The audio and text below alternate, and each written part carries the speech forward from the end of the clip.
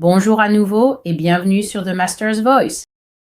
Je suis Célestial et vous êtes le bienvenu sur cette chaîne. Veuillez vérifier le menu à 3 points en haut ou regarder en bas jusqu'à ce que vous voyez une petite icône en forme de roue dentée. Cliquez dessus. Cliquez sur le mot « Qualité », puis augmentez la qualité de votre vidéo à 720 ou 1080p. Il faut toujours faire cela, car si quelqu'un est nouveau, il se peut que vous regardiez une image très granuleuse. Mais la vérité, c'est que je filme ces vidéos dans la résolution la plus élevée possible que mon fidèle téléphone me permet, mais YouTube réduit parfois la qualité de la vidéo. Donc, il se peut que vous ayez juste un petit effort supplémentaire à faire pour avoir une image claire avec laquelle travailler. Je poursuis donc la série sur l'Amérique, toujours dans la même série. Je suis ici depuis quelques mois et chaque fois que je pense que je pourrais arriver à un point où nous pourrions passer à une autre série, le Seigneur continue de me donner de nouveaux messages. Je partage également des prophéties d'archives qui sont sur le blog depuis peut-être 1 an et demi. Je partage aussi des prophéties sur l'Amérique que j'ai reçues depuis l'année 2012, lorsque le Seigneur a commencé à me parler de cette nation jusqu'à aujourd'hui. Donc, j'ai mentionné dans la vidéo que je viens de mettre en ligne, où je partageais simplement des choses qui me tiennent à cœur, des choses auxquelles j'ai pensé ces 4 ou 5 derniers jours et que les gens pourraient avoir besoin de savoir en arrivant sur cette chaîne afin qu'ils puissent avoir la meilleure expérience possible sur cette chaîne. J'utilise le mot « meilleur » de façon assez large, bien sûr, parce que à ce stade, si vous suivez régulièrement le blog ou si vous êtes nouveau, vous aurez déjà compris que cette chaîne traite de sujets très sérieux. Je ne traite pas de sujets légers ici. Le Seigneur me confie des thèmes très sérieux qui concernent d'abord et avant tout la nation américaine, puis d'autres nations. Parfois, le Seigneur parle d'autres nations de la manière dont elles interagiront avec l'Amérique elle-même, et ensuite il parle d'autres nations uniquement en elles-mêmes. Dieu parle ici de questions mondiales.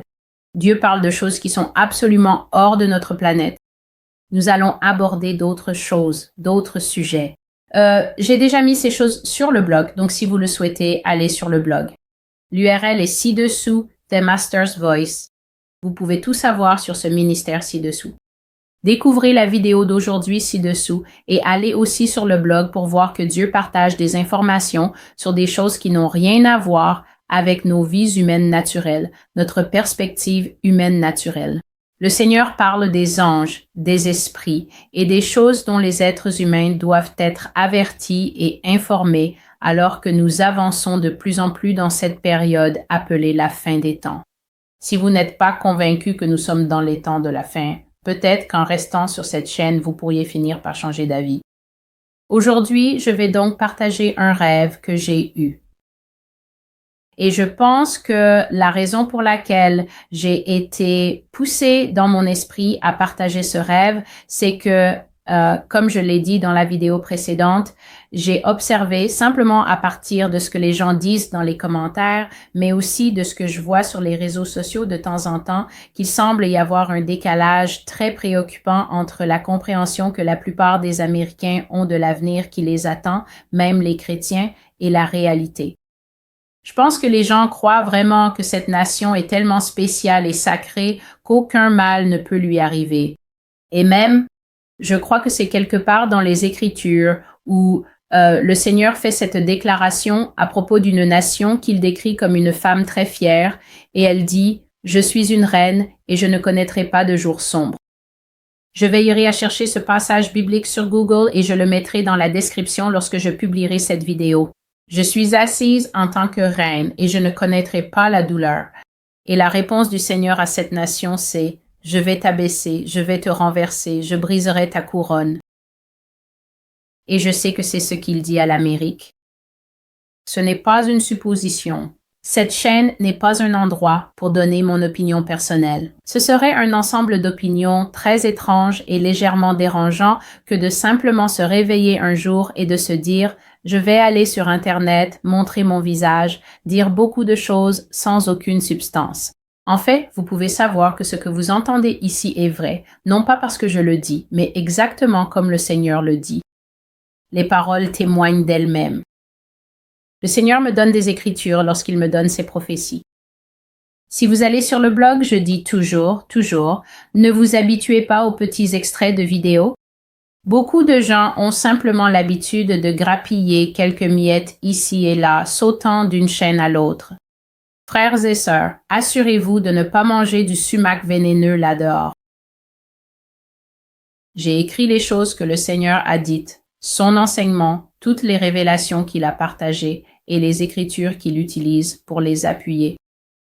Je passe autant de temps à étudier la parole écrite qu'à la mettre en corrélation avec ma Bible, car ce n'est pas parce que je reçois ces paroles que cela m'exonère de la responsabilité de les confronter aux Écritures et d'approfondir ma compréhension afin de savoir à quoi m'attendre en ces temps. Je dis toujours aux gens, faites la parole et faites le travail. Vous ne pouvez pas vous attendre à ce qu'une autre personne aille extraire la prophétie à votre place. C'est votre responsabilité. Si vous voulez l'entendre, vous devez faire le travail de la mettre en corrélation avec la vérité écrite de Dieu qui existait avant même la naissance de Célestial. De cette façon, vous parviendrez à une compréhension par le Saint-Esprit de Dieu, non pas parce que je vous le dis, et vous commencerez à comprendre et à discerner ce que sont ces paroles. C'est donc un rêve très sérieux que je vais partager. Je parlais du groupe des partisans de l'enlèvement. Même dans cette vidéo, beaucoup de gens pensent qu'ils ne verront jamais de jour sombre. Dès qu'il y a le moindre signe de problème, le Maître Jésus va fendre le ciel, ramasser les Américains pour les mettre en sécurité, et puis, peu importe ce que fait le reste du monde. L'enlèvement n'est pas une trappe de secours, et beaucoup de choses difficiles arriveront à chaque nation sous le soleil avant que nous ne voyions notre Seigneur. J'ai reçu ce rêve important le 31 juillet 2020 et il s'intitule « Rêve de la fin de l'Amérique », un titre très significatif. C'est un rêve lourd, alors allons-y. C'était un rêve difficile. J'espère ne pas avoir à lire tout ce texte car le post est un peu long, mais c'était un rêve difficile. C'était l'un des pires rêves que j'ai jamais fait. Et c'est parce qu'il n'y avait absolument aucun moyen pour moi de savoir que j'étais en train de rêver.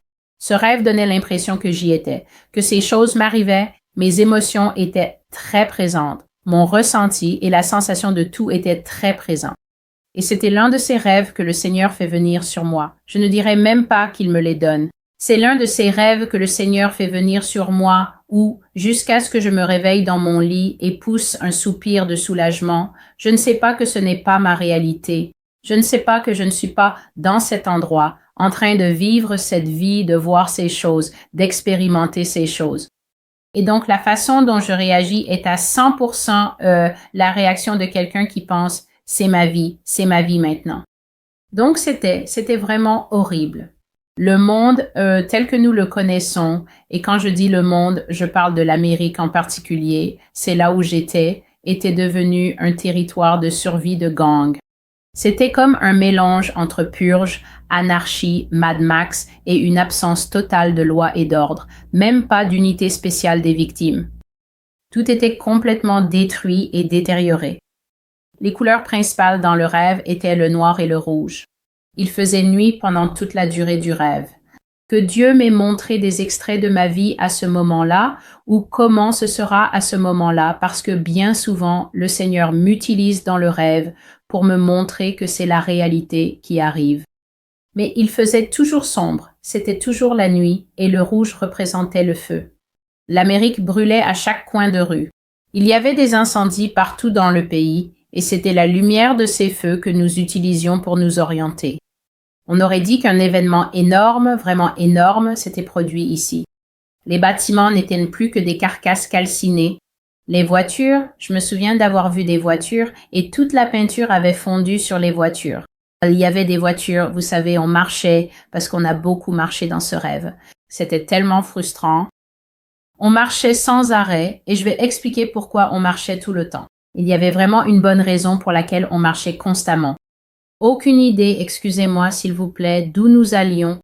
On devait juste continuer à avancer et les voitures que l'on voyait le long de la rue avaient subi une sorte d'explosion énorme ou quelque chose comme ça, car toute la peinture avait fondu. Les voitures étaient réduites au métal. Vous savez, quand on fabrique une voiture, on commence par le métal et on la peint à la fin. Eh bien, les voitures étaient revenues à cet état-là et toutes les vitres avaient explosé. Et c'était juste... oui. Donc, il faisait complètement noir. Il y avait des incendies partout. Il faisait toujours crépuscule ou nuit et on se cachait beaucoup. On se cachait beaucoup et une chose que j'ai vue dans ce rêve, c'est que j'étais très douée pour survivre. Alors, frères et sœurs, c'est l'une des choses que je partage souvent sur The Master's Voice. Ce n'est pas en vous préparant que vous vous sauverez. Je ne dis pas de ne pas le faire, parce que se préparer, c'est juste du bon sens. Les gens en Amérique agissent comme si se préparer était quelque chose de tout nouveau et d'original. Assurez-vous de vous préparer. Les gens dans la Bible savaient cela pertinemment. Il y a plein de versets dans la Bible qui disent « Stockez votre grain ». La Bible parle même de la fourmi, de sa sagesse qui fait des réserves de nourriture en été parce qu'elle sait que l'hiver arrive. C'est tout simplement du bon sens. Lorsque vous savez que des temps dangereux arrivent, vous avez besoin d'un petit plus. Ce n'est donc pas une chose si nouvelle ou inédite, et ce n'est pas en vous préparant que vous serez sauvés. Même Noé s'est préparé. Dieu lui a dit quelle nourriture emporter et Noé a préparé tous les animaux à moins que nous n'en ayons pas aujourd'hui. Survivre, comme ce rêve me l'a montré, ce que j'ai toujours cru, Dieu l'a vraiment prouvé dans ce rêve. La survie est une question de courage en vous. Il y a des gens qui connaissent une tonne de versets bibliques et qui n'ont que ce tout petit peu de courage, ce qui veut dire que vous pouvez être rempli de la connaissance des versets de la Bible. Mais quand l'Antéchrist se tiendra devant vous et dira « Lequel de tes doigts vais-je couper ?» Je te le demande une dernière fois. Jésus est-il Seigneur? Beaucoup de gens vont dire « En fait, j'ai eu le temps d'y réfléchir et je pense que Jésus est plutôt une sorte de figure de proue, une sorte de gourou spirituel ou religieux, mais certainement pas le Seigneur et sûrement pas Dieu lui-même. » Le courage, c'est véritablement la capacité inébranlable d'endurer et de supporter tout ce qui peut arriver aussi longtemps qu'il le faut, avec une persévérance et une résilience remarquables. Si vous ne possédez pas cette qualité, connue dans le texte biblique sous le nom d'endurance ou de persévérance, vous ne serez pas capable de faire face aux choses qui arrivent ici et dans le reste du monde, laissez-moi le dire, avant l'enlèvement. Et la seule façon pour que votre courage, votre endurance et votre maîtrise de soi grandissent, c'est par une relation directe avec Jésus-Christ. Passez du temps avec lui, apprendre sa parole et lui permettre de grandir en vous comme un arbre aux racines très profondes. Ainsi, l'Amérique avait dépassé l'existence de ce que nous connaissons comme la vraie vie. Il n'y avait absolument aucun des systèmes auxquels nous avons appris à faire confiance. Il n'y avait pas de système de transport, pas de système scolaire, pas de gouvernement, pas de médias, pas de logement, rien du tout. Rien ne fonctionnait. Comme je l'ai dit, la nation avait été bombardée jusqu'à l'oubli, c'était évident. Beaucoup de bâtiments restaient debout avec ce regard vide, vous savez, comme dans les films. La vie quotidienne avait été complètement bouleversée, effacée, et tout ce qui était visible dans le pays, c'était la ruine et le chaos. La nation avait dépassé l'aide de toutes les forces spéciales auxquelles nous pensons pour nous défendre en cas de guerre. Quelqu'un a appuyé sur quelques boutons et l'Amérique a brûlé. Ainsi, la société s'est effondrée et tout ce qui restait aux survivants, c'était cette lutte brutale, épuisante et constante pour survivre. Donc, dans ce rêve, j'ai vu que j'étais très douée pour survivre, mais en même temps, cela ne signifiait pas que je voulais survivre. En fait, dans ce rêve, et j'y reviendrai, beaucoup de gens se sont suicidés. Beaucoup de gens sont entrés dans des maisons. Ils étaient fatigués de la lutte constante pour survivre, de la lutte constante pour trouver de la nourriture, de la lutte constante pour rester en sécurité face à des choses dont je vais vous parler et qui étaient présentes dans ce rêve. Et lorsqu'ils entraient dans une maison où ils trouvaient des médicaments sur ordonnance et des choses comme ça, ils les prenaient. C'est ce que j'ai vu se passer dans le rêve. Les gens abandonnaient tout simplement intérieurement parce qu'ils n'avaient pas d'endurance. Ils n'avaient pas la qualité de persévérance nécessaire pour continuer quoi qu'il arrive, et ils abandonnaient. Ils se suicidaient. S'ils trouvaient une voiture qui avait encore de l'essence, ils démarraient la voiture, respiraient les gaz d'échappement et mouraient. J'ai vu cela. Donc, il n'y avait plus aucune protection pour l'Amérique. L'armée avait été décimée et tout ce que nous faisions, c'était survivre. Et ce que j'ai écrit ici, c'est ce que j'ai vécu. La lutte constante pour survivre épuisait le cœur de beaucoup de gens, y compris le mien. Il n'y avait pas de nourriture facilement disponible. Donc, le concept d'un repas chaud que l'on peut cuisiner sur un réchaud ou une cuisinière, ou même avec un de ces petits appareils électriques, il n'y avait rien de tout cela. Tout ce que nous pouvions trouver, c'était de la nourriture en conserve. Il n'y avait ni riz ni pâtes, rien qui devait être cuisiné, et personne ne vivait même dans sa propre maison. J'ai déjà mentionné que lorsque la guerre arrive, les gens ne restent pas chez eux. Ils ne disent pas « Je vais mourir entre ces quatre murs parce que grand-mère et grand-père ont vécu ici ». Les gens s'enfuient. Donc, il faut faire face à la réalité que vous pouvez faire des réserves, ce qui est sage, mais que si une guerre ou un autre événement survient, vous devrez fuir et laisser ces provisions derrière vous. Parce que dans ce rêve, nous entrions simplement dans n'importe quelle maison que nous trouvions, et si nous trouvions des provisions, des conserves, c'est ce que nous mangions, et c'était vraiment dégoûtant, frères et sœurs. Nous devions simplement mélanger les conserves ensemble et nous étions en groupe. Il y avait beaucoup de groupes que j'ai vus dans ce rêve, et Dieu continuait de me placer avec différents groupes.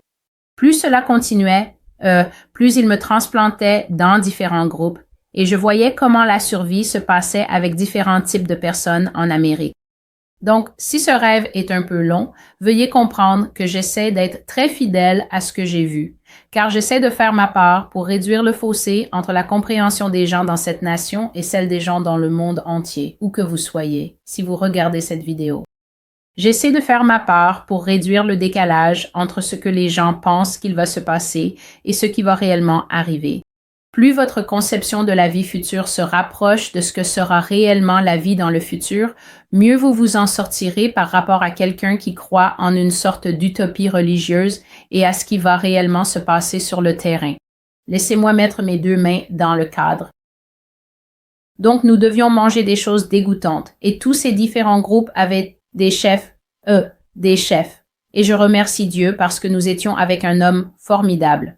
C'est un homme marié, mais sa femme n'était pas avec lui. Je ne sais pas ce qui lui est arrivé. Je ne sais pas morte. Je ne sais pas ce qui s'est passé. Mais cet homme était tellement débrouillard, et c'est en grande partie grâce à lui que personne dans notre groupe n'est mort ou ne s'est fait tuer. Cet homme mélangeait de la nourriture pour nous, et il nous faisait manger cette nourriture, que les gens l'aiment ou non.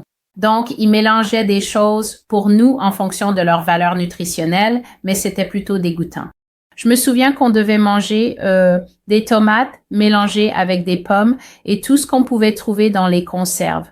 On mélangeait simplement ce qu'il y avait dans les boîtes et on le mangeait pour que le corps ait du carburant et des nutriments et c'est de ça qu'on vivait. Donc, on ne pouvait pas avoir de nourriture chaude et je ne sais pas depuis combien de temps on vivait comme ça, mais c'est ce que j'ai vu. Et donc, j'ai dit que Dieu continuait à me transplanter dans différents groupes et nous avions un chef très bon et très sage. Il était marié. Le rêve insistait sans cesse sur la bague à la main de cet homme et cet homme nous obligeait à rester interactifs et vigilants en permanence. Et il y avait une raison à cela. J'y reviendrai. Donc, nous faisions toujours ces longues marches et il y avait toujours un homme devant. Nous avions des hommes devant et nous avions des hommes sur les côtés de notre groupe et nous avions des hommes à l'arrière qui faisaient attention et restaient vigilants pour que nous ne marchions pas tous simplement en avant, le groupe tout entier regardant droit devant. Non. Nous marchions de manière à pouvoir couvrir l'espace et le temps, tout en ayant des hommes qui veillaient sur nous.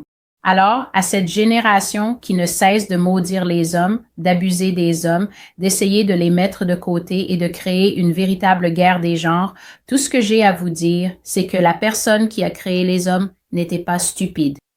S'il avait voulu une population composée uniquement de femmes, il en avait parfaitement le droit, mais non seulement Dieu n'a pas créé une population entièrement féminine, il a créé l'homme en premier. Et nous devons être des personnes qui cessent de nier la réalité. C'est une chose que je n'aime pas dans la direction que prend le monde aujourd'hui. Il y a trop de déni de l'évidence et une tentative de substituer une nouvelle réalité factice et très épuisante à ce qui est réel. Les hommes sont là, ils existent, ils étaient les premiers, leur créateur leur a donné et offert des choses que nous, en tant que femmes, que femelles, ne possédons tout simplement pas, tout comme Dieu a offert et donné aux femmes des choses que les hommes ne possèdent pas.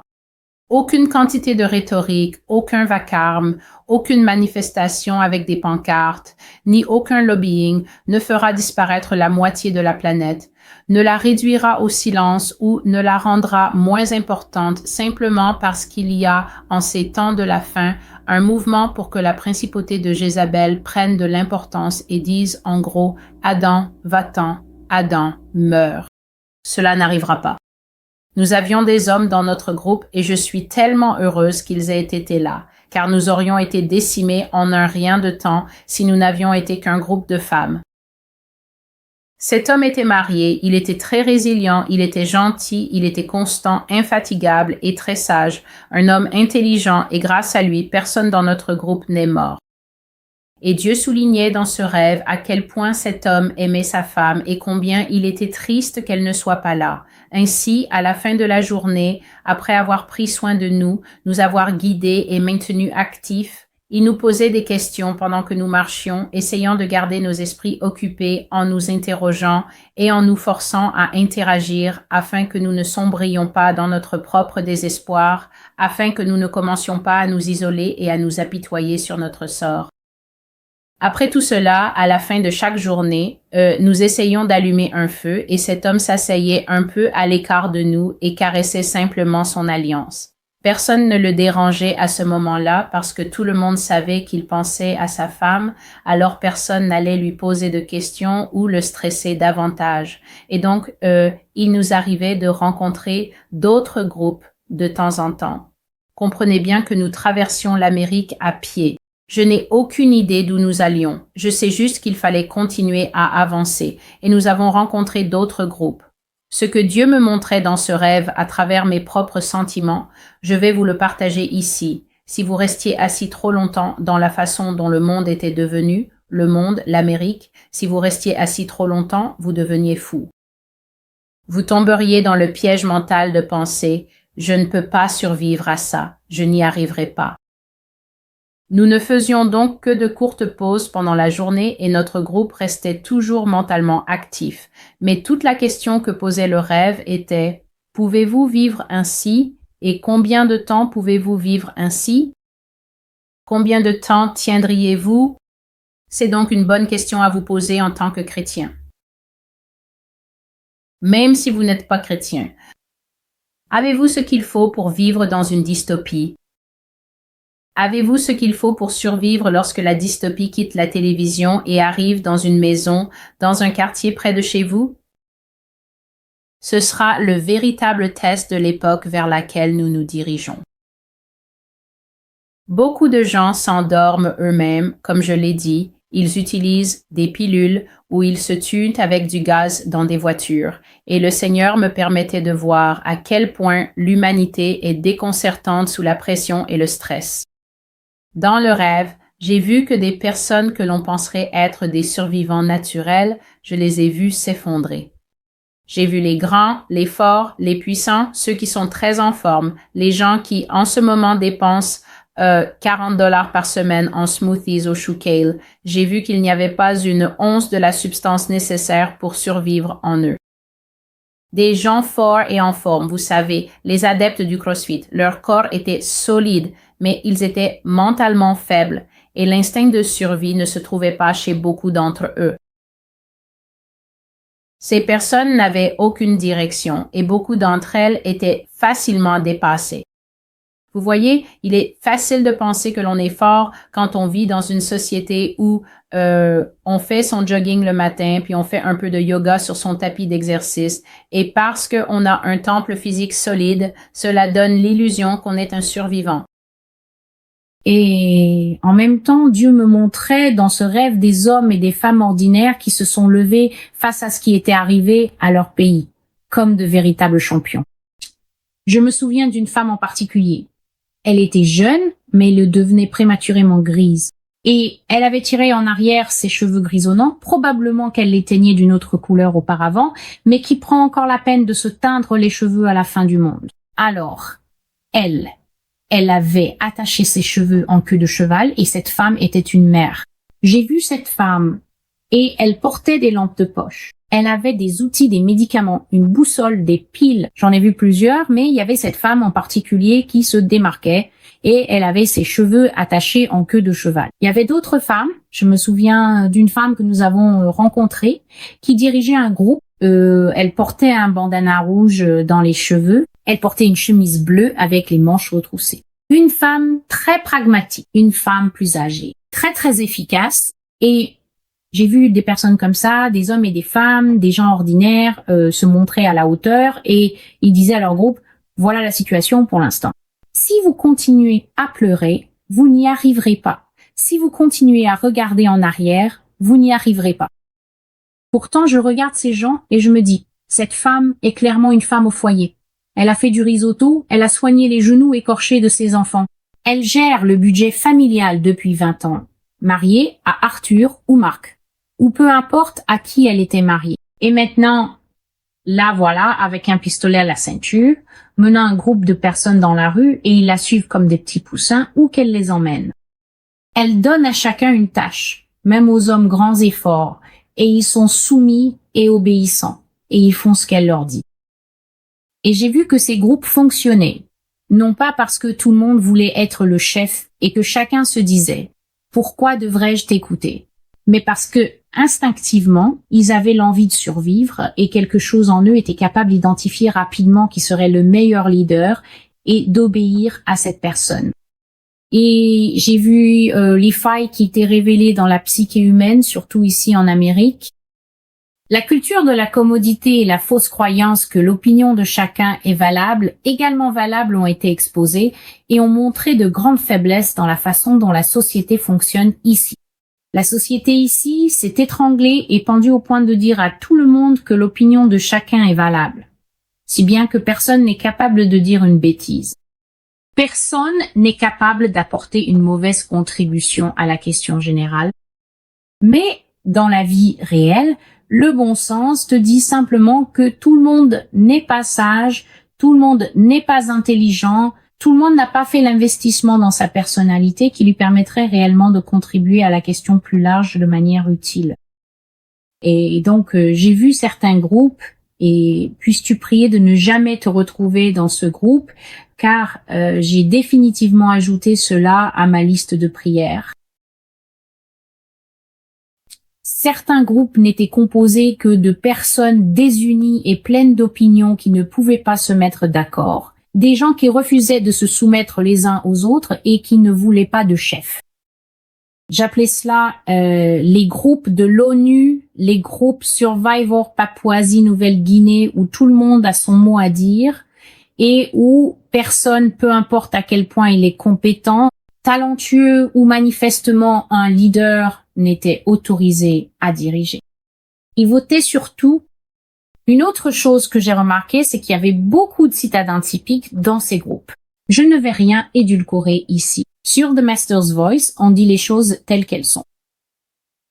Il y avait beaucoup de citadins dans ces groupes, des jeunes de 25 ans, 35 ans, certains plus âgés. On pouvait voir des gens qui aiment discuter bruyamment de politique. Aujourd'hui, je les vois ici à New York, buvant du café hors de prix, portant des lunettes de marque, des chaussures de marque.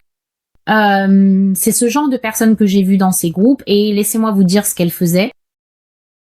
Ils marchaient, puis très rapidement, ils disaient « Je suis fatigué, je ne peux pas faire ça, ce sont des conditions brutales, je ne ferai pas un pas de plus dans ces conditions brutales. » J'ai entendu ça très souvent. Rappelez-vous, le Seigneur me plaçait avec différents groupes afin que je puisse expérimenter ce que serait la vie ici lorsque ces choses arriveraient. J'ai besoin de repos, je suis affamé, il me faut de la nourriture. Et j'ai vu des personnes de tous âges agir ainsi, alors ne pensez pas que c'était seulement des jeunes privilégiés qui se comportaient de cette façon ou autre. Il y avait certains jeunes qui se sont vraiment montrés à la hauteur et il y avait des personnes plus âgées qui étaient tout simplement insupportables. Ce que Dieu me montrait, c'était à quel point le caractère des gens était mauvais, à quel point leur attitude était déplorable, à quel point ils se sentaient tout leur être dû. Et même face à l'évidence flagrante de la destruction de la nation devant nous tous, certaines personnes étaient tellement inconscientes de la gravité réelle de notre situation. Elles ne comprenaient pas que c'était notre nouvelle vie, notre nouvelle réalité, et leurs personnalités horribles et pleines de droits restaient exactement les mêmes. Frères et sœurs, savez-vous ce que cela signifie que le Seigneur montre que vous pouvez arriver à la fin de la normalité et ne toujours pas changer? Savez-vous ce que cela signifie d'arriver à la fin d'une réalité, comme nous l'avons fait depuis l'arrivée du Covid, d'entrer dans une nouvelle réalité et que votre personnalité reste inébranlable comme un roc? Je ne changerai pas, je ne bougerai pas, je ne m'améliorerai pas. Ce n'est pas ma mère. Qu'est-ce qui fait d'elle la chef? C'est ce genre de choses qui se produisaient. Et donc j'en suis arrivée au point où il y avait 2 grands thèmes dans ce rêve que je ne peux pas omettre. L'un d'eux, je ne le comprends pas vraiment, mais l'autre, je le vois dans des rêves prophétiques du Seigneur depuis 2010 avec une fréquence croissante. C'est un sujet que je n'aime pas, et normalement je l'aborderai dans une autre série qui est une série surnaturelle, mais j'ai simplement pensé que les gens devraient savoir ce qui va se passer ici. L'une des choses que j'ai vues, que je ne comprends pas, c'est pourquoi il y avait un débat aussi intense sur l'utilité des EPI. Les EPI sont des équipements de protection individuelle. Donc, les choses que nous utilisons actuellement pour nous protéger pendant la crise du coronavirus, peu importe ce que vous en pensez, que vous trouviez cela utile ou non, c'est pas le point central. J'ai vu que l'Amérique débattait encore de l'utilité ou non des EPI. Nous avons croisé des groupes où toutes les personnes portaient jusqu'à 7 masques chirurgicaux pour se protéger. Ils portaient des gants et pourtant, en même temps, il y avait énormément de personnes dans ce rêve qui regardaient les utilisateurs d'EPI comme pour dire « vous plaisantez, j'espère ». À un moment comme celui-ci, vous croyez encore à cette supercherie selon laquelle les masques protègent. Donc, la majorité des gens à travers l'Amérique dans les rêves que dans les groupes dans lesquels le Seigneur me plaçait, personne ne portait d'EPI et il n'y avait rien d'anormal dans l'air. La vraie vie était notre problème. L'Amérique s'était effondrée et il n'y avait d'aide de nulle part. Tout ce que tu avais, c'était ce que tu pouvais récupérer pour survivre. Et donc, dans ce rêve, Dieu me donnait des flashbacks célestes. Je suis donc dans le rêve. Et mon moi onirique a des flashbacks. Et tous ces flashbacks concernaient le docteur Anthony Fauci. Je voyais sans cesse différents flashbacks des choses qu'il disait aux gens lors des conférences de presse. Bien sûr, Washington DC n'existait plus, mais ce que j'ai vu, c'est que Fauci était un homme détesté. Peu importe le groupe avec lequel nous échangions des informations, d'où venez-vous? D'où avez-vous marché? Comment est-ce là-bas qu'avez-vous vu? Tout le monde détestait cet homme, Fauci. Et le soir, lorsque les groupes avaient fini de marcher et s'installaient, allumant de petits feux pour se réchauffer et se sentir en sécurité, les gens discutaient amèrement de cet homme. Et ils allaient. Certaines personnes avouaient qu'elles se détestaient d'avoir cru en lui. Beaucoup de gens regrettaient d'avoir écouté cet homme et de l'avoir cru. Mais beaucoup de personnes, même celles qui disaient « je me déteste de m'être laissé berner par lui », étaient encore plus nombreuses à le haïr pour les avoir trompés. Donc, même si les gens étaient en colère de lui avoir fait confiance, ils étaient encore plus furieux qu'il ait utilisé sa position pour les tromper. Et dans ce rêve, les gens se disputaient vivement à propos des masques, débattant avec passion de l'utilité ou non d'un masque. Mais la majorité des gens pensaient que ceux qui utilisaient encore des masques, des gants, du gel désinfectant et tout le reste n'étaient rien d'autre que des reliques endoctrinées du passé de l'Amérique. Voici la deuxième partie. J'ai dit qu'il y avait 2 thèmes principaux. Voici le deuxième thème indéniable de ce rêve. C'est la présence des morts vivants. Je l'ai répété encore et encore. Il y aura des gens dans cette nation et dans le monde entier qui ne seront ni vivants ni morts. Je vais devoir en parler longuement car j'ai trop de vidéos de rêves où ils apparaissent pour que je puisse entrer dans une discussion du type « Est-ce qu'il pourrait être réel? Était-il réel? Ne l'était-il pas ?» Je les ai vus encore et encore, sans cesse. Et ils étaient dans ce rêve, et ces morts vivants avec leur chair pourrie grise spongieuse, leur chair ressemble à de la guimauve, mais avec des petits trous. Vous voyez les trous dans le fromage? C'est à ça que ressemble leur chair. Mais croyez-moi, ils ne sont pas aussi spongieux qu'ils en ont l'air. Ils sont extrêmement rapides et extrêmement dangereux, et ils étaient très très intelligents, et nous les détestions tous. S'il y avait quelque chose que nous détestions plus que Fuchi, c'était ces morts vivants, parce qu'ils avaient tué tellement de gens. Frères et sœurs, si vous étiez là, je vous le dis, parce que je parle souvent de santé dans les messages de la voix du maître, les publications.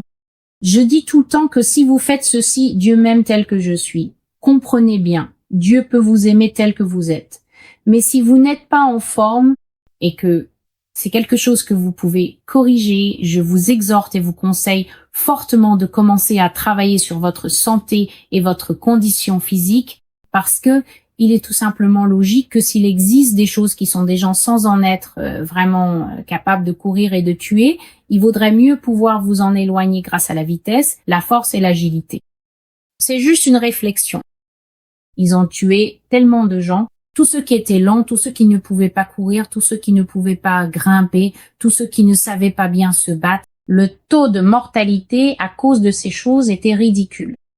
Et ce n'est pas qu'ils étaient majoritaires, mais simplement par la force des mathématiques et des circonstances, pour une raison quelconque, le Seigneur me montrait dans le rêve que leur nombre augmentait. Donc, je ne vais pas tomber dans les clichés des films d'horreur traditionnels en disant « je pense qu'ils transformaient de vraies personnes » ou « je ne sais pas pourquoi leur nombre augmentait », mais c'était clairement le cas. Et donc, j'ai vu que ils ont tué beaucoup de gens dans les groupes de gens snobs. Vous savez, les gens du genre « je n'aime pas ça » et « elle ne peut pas me parler comme ça ». Beaucoup de personnes dans ces groupes ont été tuées parce que j'ai fait plusieurs rêves où ces créatures peuvent entendre à une distance incroyable. Donc, chaque fois que le Seigneur me montre les groupes auxquels j'appartiens, nous parlons toujours d'une voix très très basse. Et dans le groupe où j'étais dans ce rêve, nous parlions toujours à voix basse, surtout à la tombée de la nuit la nuitée, nous trouvions toujours des endroits sûrs et cachés pour dormir, et nous ne dormions jamais tous en même temps. Jamais. Il y avait toujours des personnes de garde et qui surveillaient, donc notre groupe n'a jamais eu d'expérience avec eux, mais nous avons rencontré un groupe qui en avait eu. Je vais donc raconter l'expérience de ce groupe et comment les morts vivants sont sortis de parmi eux. C'était pas un mort vivant qui leur a couru dessus ou qui s'est faufilé vers eux, parce que ceux de ce rêve avaient l'habitude de simplement foncer sur les groupes, d'attraper des gens, de les traîner au loin et de les tuer. Et ils mangent. Ils mangent des gens vivants. C'est ce que j'ai vu.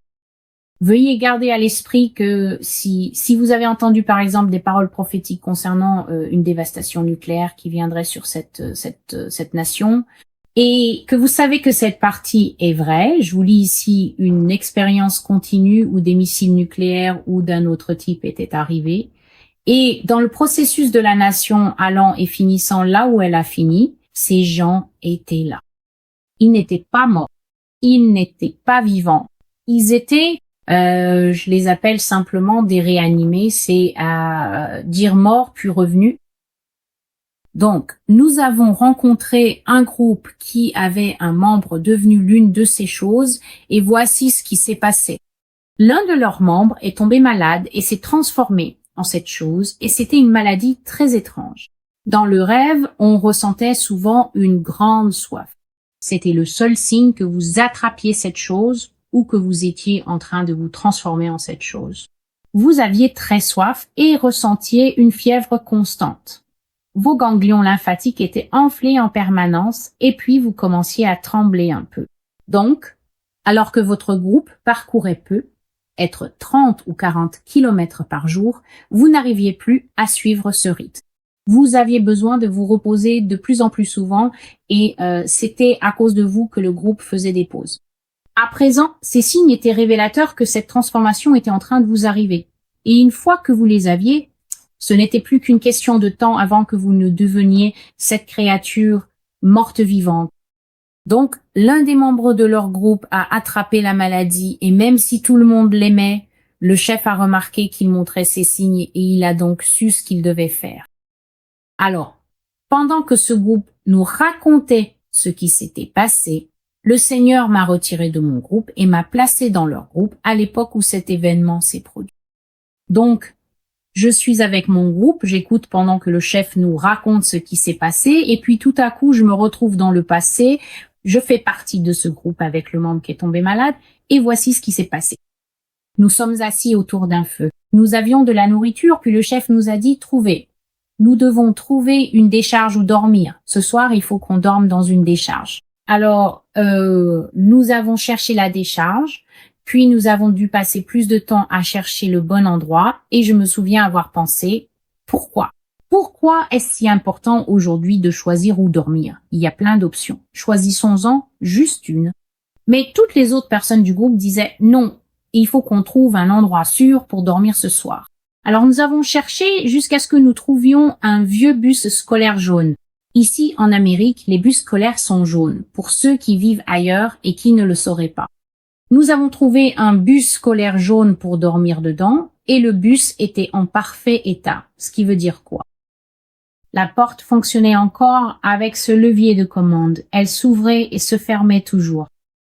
Alors, nous sommes montés à l'intérieur et nous nous sommes tous endormis pendant quelques heures, mais soudain, quelqu'un m'a tapoté. « Célestia, réveille-toi !» Et puis, nous sommes tous descendus du bus, sauf cet homme qui était malade, et il ne s'est même pas réveillé parce qu'il dormait si profondément à cause de cette maladie. Ça te rendait tellement fatigué. Donc, il n'a même pas bougé. Nous sommes tous descendus du bus et nous l'avons laissé là.